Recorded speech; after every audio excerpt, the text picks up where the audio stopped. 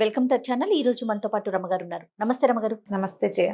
రమగారు, చందమామ కథలు చెప్పుకొని చాలా రోజులు అవుతుందండి. ఏదైనా ఒక మంచి కథ. మనం సిరీస్లు చెప్పుకుంటున్నాం కదా, చందమామల కథల్లో నుంచి కూడా ఒక సిరీస్ ఏదైనా సెలెక్ట్ చేసుకుని చెప్పుకుందాం ఈసారి. తప్పకుండా. చిన్న చందమామ కథ ఒకటి చెప్దాం. మామూలుగా మనకి కోపిష్టి వాళ్ళు ఉంటారు, ఎంత ఎక్స్టెంట్కి వెళ్ళిపోతారో వాళ్ళు. ఆ పోతే పో, వెళ్తే వెళ్ళిపో, నేను సంబంధం అలా మాట్లాడేస్తారు కోపం వచ్చినప్పుడు. తర్వాత రిపెంట్ అవుతారా అవరా అని నాకు ఎప్పుడు డౌట్ వస్తుంటుంది. పోతే పోతారు, అయ్యో పిల్లాడు బయటికి వెళ్ళిపోతాడు, ఆ పోతే పోతాడు, నాకేం అదే నీకేం సంబంధం ఎందుకు ఉండదు, నీ పిల్లాడితో నీకు సంబంధం ఉండదు, వాడే వస్తాడనో ఏదో ఉంటుంది వాళ్ళకి నమ్మకం. నేను ఒక కథ చదివాను, చందమామ కథ, అది ఎప్పుడు తలుచుకుంటూ ఉంటాను అనమాట. నేను కోపిష్టి భర్త. భలే ఉందండి టైటిల్. ఒక ఊళ్ళో ఒక గోపాలుడు అని ఒక కుర్రాడు ఉన్నాడు, పరమ ధూర్తుడు, అమిత కోపిష్టివాడు.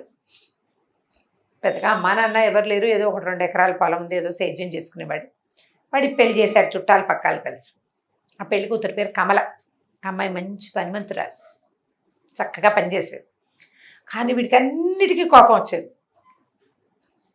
మాట్లాడితే దుర్భాషలాడి తిట్టేవాడు, ఏదో ఒకటి అంటాడు. ఎంత పని చేసినా మెప్పు లేదు. కోపం వచ్చిందో వాడు ఏదో ఎందుకు కోపం వస్తుందో తెలీదు, కోపం వచ్చాకపోదు, నోటికి ఏదో ఒకటి అంటాడు. మామూలుగా కోపం వచ్చిన వాళ్ళు ఏం చేస్తారు, జనరల్గా అరుస్తారు, విసిరేస్తారు. మల్లాది వెంకటకృష్ణమూర్తి గారు రాసిన ఒక కథలో కోపం వస్తే ఆయన అన్నం ఎక్కువ తినేస్తాడట. కోపం ఎవరి మీద చూపించాడు, ఆయన ఎక్కువ అన్నం తినేస్తాడు. ఆయన అన్నం ఎక్కువ తినేస్తున్నాడు, పక్క వాళ్ళకి మిగలదు, తినేస్తున్నాడు అంటే ఆయన కోపం వచ్చినట్లు. ఆయన ఏం చెప్పడు పైకి, ఆయన అన్నం గబగబ తినేస్తాడు. అన్నం అయిపోయిందని ఆవిడ రెండోసారి మళ్ళీ వండుకుంటూ ఉంటుంది. ఆ కథ కూడా నాకు చాలా నచ్చింది అనమాట. ఎంత బాగుందో నిజం కదా. వాళ్ళ మీద వీళ్ళ మీద చూపించకుండా కొంతమంది కోపం వస్తే అన్నం తింటూ మానేస్తారు. కోపం వస్తే అన్నం తింటాం మానేసి వాళ్ళు మా దగ్గర బోళ్ళంత మంది ఉన్నారు. కోపం రాగానే వాళ్ళకి ఆకలి అయిందంటే, కోపం వస్తే ఎక్సైట్మెంట్ లోపల ఒక ఉద్రేకం కదా, ఇంకా ఆకలిస్తుంది. అవును, మొండితనానికి మానేస్తారు అంతే, అది నిజం. అందుకే కోపం భోంచేస్తున్నారు అని చెప్తారు మన వాళ్ళు. ఈ కోపిష్టి భర్త కథలో ఇతను తెగ తిట్టిపోసేవాడు.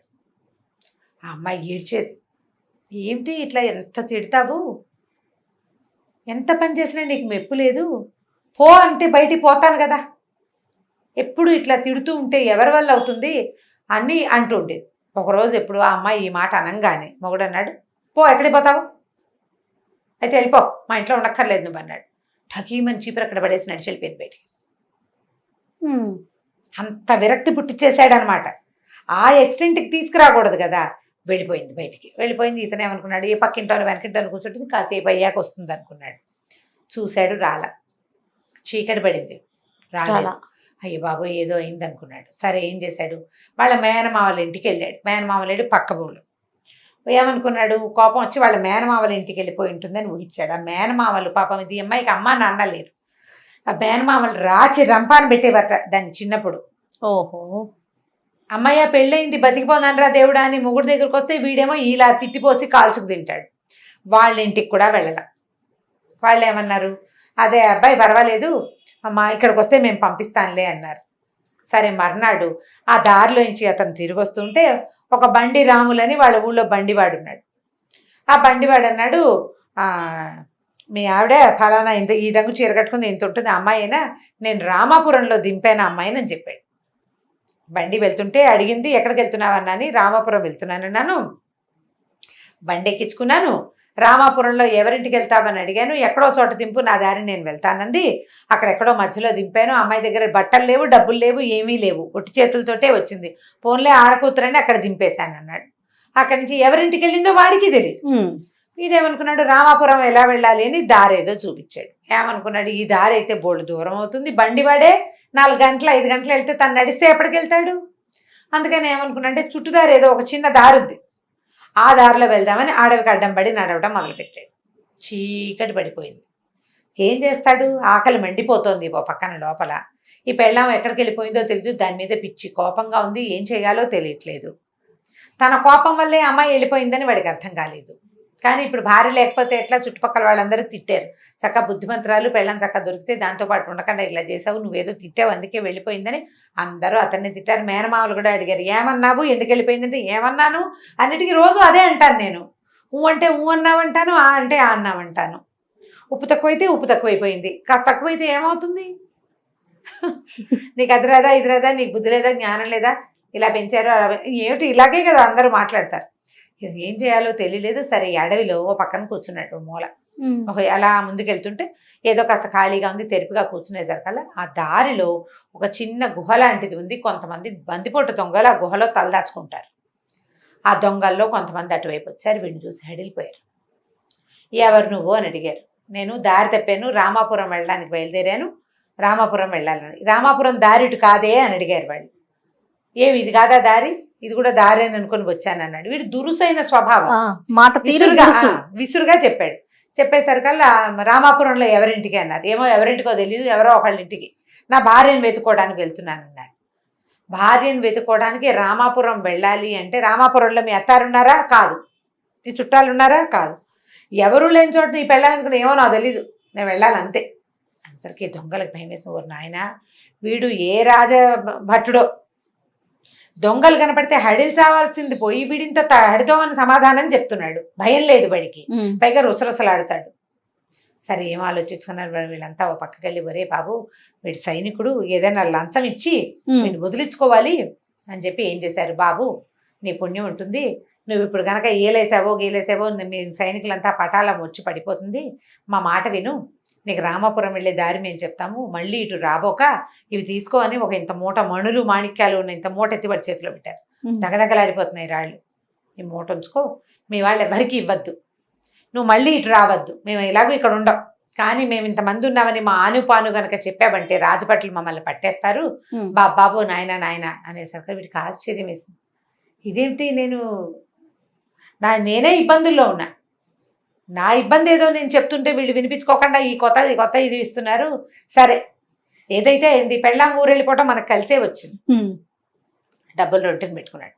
వాళ్ళు ఏం చేశారు, ఒక దారి దాకా తీసుకెళ్ళి ఇక్కడి నుంచి నువ్వు ఇలా వెళ్తే రామాపురం వెళ్తావు అని చెప్పి పంపించేసి దొంగలు వెళ్ళిపోయారు. ఆ మూట రొట్టెని పెట్టుకుని మెల్లిగా నడుచుకుంటూ వెతుక్కుంటూ వెళ్తున్నాడు. ఒకళ్ళిద్దరిని అడిగాడు, ఫలానా ఊరు నుంచి సీతాపురం నుంచి ఒక అమ్మాయి ఇచ్చింది, ఎవరింట్లో ఉన్నా ఉంటుందా అని. తీరా పీతాంబరం గారిని ఒక ఆయన ఇంట్లో ఈ అమ్మాయి ఉంటుంది. సరే ఆయన బయట వాకిలు ఉడుస్తుంది, ఇతను వెళ్ళేసరికి మొగుడు చూసి గబగబా లేదు లోపలికి వెళ్ళిపోయింది. ఈ లోపల పీతాంబరం గారు బయటకు వచ్చాడు.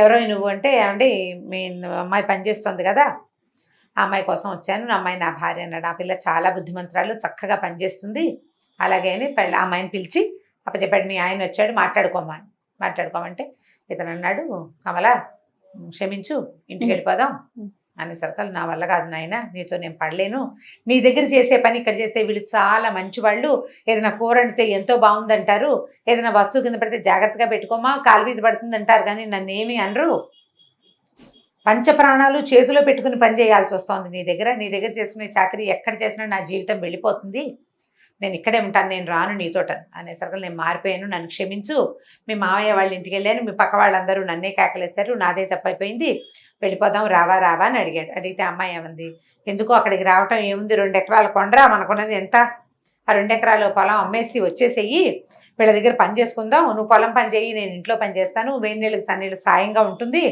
హాయిగా ఆ డబ్బులతోటి ఇక్కడ ఏదైనా పొలం కూడా కొనుక్కుందాము, మనం ఈ ఊరు మంచిది, మనుషులు చాలా మంచి వాళ్ళని అనేసరికల్లా, నువ్వు ఇంకా ఎవరి దగ్గర పని చేయక్కర్లేదు, మన దగ్గర ఎన్ని డబ్బులు వచ్చినాయో తెలుసా అని అన్నగా అది చూపించేసరికల్లా, అంటే నీకు కోపం తగ్గలేదు, నువ్వు దురుసుగా మాట్లాడటం వల్లే నువ్వు పోలీసు అని వాళ్ళు భయపడ్డారు, నీ గుణం మారదు, నీతో కలిసి ఉంటే నా పరిస్థితి ఎప్పుడు ఇంతే, ఈ డబ్బులు పెట్టుకుని నువ్వు నీ ఇష్టం వచ్చినట్టు చేయి, నేను మాత్రం నీతో రాననేసి.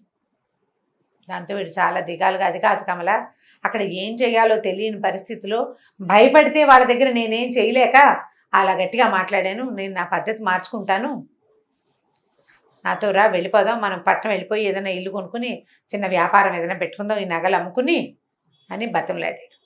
సరే అమ్మాయి అంది, నీ ప్రవర్తనలో చిన్న తేడా వచ్చినా నేను వెళ్ళిపోతా వెనక్కి, ఇక్కడికే వచ్చేస్తా, వీళ్ళు పని చేయించుకుంటారు, వీళ్ళు చాలా మంచివాళ్ళు అంటే. సరేనండి, నేను అసలు మార్చుకోను, ఇంకా ఈ కోపిష్టతనాన్ని తీసుకురాను. కోపిష్టతనం ఏమి లేదు, నాకు ఒకలా కావాలి, అందులో చిన్న తేడాను కూడా నేను సహించలేను. 4 రోజులుగా నువ్వు లేకపోతే అన్నం వండుకు తింటాం కూడా నా వల్ల కాలేదు. అప్పుడు తెలిసి వచ్చింది. అప్పుడు నాకు తెలిసి వచ్చింది, నాకు కూడా తెలిసింది, ఒక తోడుగా ఒక వ్యక్తి ఉంటే దాన్ని చెడగొట్టుకోకూడదని నాకు అర్థమైంది. నేను ఇంకెప్పుడు అట్లా చేయనని బాగా బతిమలాడి ఒప్పించుకున్నాడు. సరే, ఆ ఇంటి వాళ్ళు ఏమన్నారు, పిల్ల చాలా మంచిది నాయన, బుద్ధిమంతురాలు, ఎప్పుడైనా అవసరమైతే ఇక్కడికి రండి అని చెప్పి ఇద్దరిని వీడుకోలు పలికేశారు. ఇతను భార్యను తీసుకుని, ఆ గోపాలం ఈ కమలను తీసుకుని సిటీకి వెళ్ళిపోయాడు. ఓ ఇల్లు కొనుక్కుని ఓ చిన్న వ్యాపారం పెట్టుకుని భార్య భర్త చక్కగా పిల్లల్ని కానీ పెంచుకుని స్థిమితంగా ఉన్నారు. ఇక అతను ఎప్పుడు ఈ కోపంగా ప్రవర్తించకుండానే ఉన్నాడు, శాంతాన్ని అలవరుచుకున్నాడు అనమాట. కథ కంచికి మనం ఇంటికి. బాగుంది రమ్మగారు.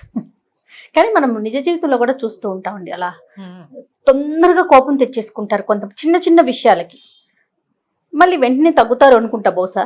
తగ్గకేం చేస్తారు, కానీ తగ్గుతారు. అవతల వాళ్ళు ఊరుకుంటూ ఉంటే వీళ్ళు ఊరుకున్నారు కాబట్టి ఇంకా రెచ్చిపోతూ ఉంటారు. అవునవును. ఊరుకోవద్దన్నాం అనుకో, వాళ్ళు వీళ్ళు పొట్లాడుకుని చెరో పక్కకి తెంపేస్తారు.